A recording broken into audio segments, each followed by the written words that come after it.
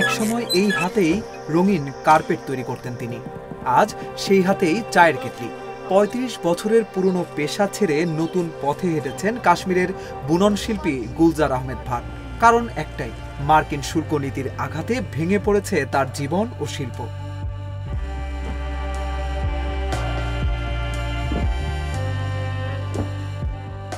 ভারত অধ্যুষিত কাশ্মীরের শ্রীনগরের বাসিন্দা গুলজার আহমেদ ভাট ৩৫ বছর ধরে হাতে বোনা কার্পেট তৈরির সঙ্গে যুক্ত ছিলেন তিনি।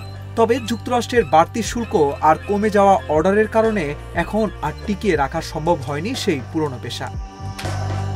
কিছুদিন আগেই ভাট বলেন, এই কার্পেটটা শেষ করলেই টাকা পাবো, সেই টাকায় গর্ভবতী স্ত্রীর চিকিৎসা আর বাচ্চাদের পড়াশোনার খরচ মেটাতে হবে। যদি না পাই তাহলে অন্য কাজ খুঁজতেই হবে। শেষমেশ তিনি সেই সিদ্ধান্তই নিলেন।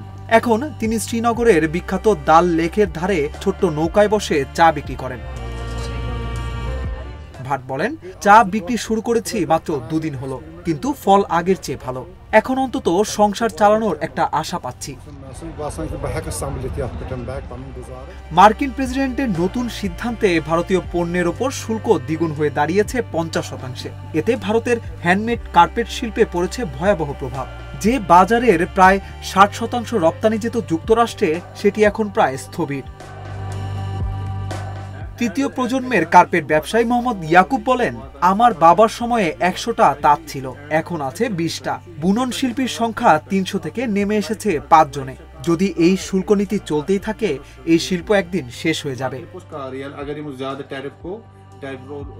একসময় কাশ্মীরি কার্পেট ছিল আভিজাত্যের প্রতীক। আজ সেই তাঁত ঘরে জমে আছে বিক্রিহীন পণ্য, আর বুননকারীরা খুঁজছেন বেঁচে থাকার নতুন উপায়।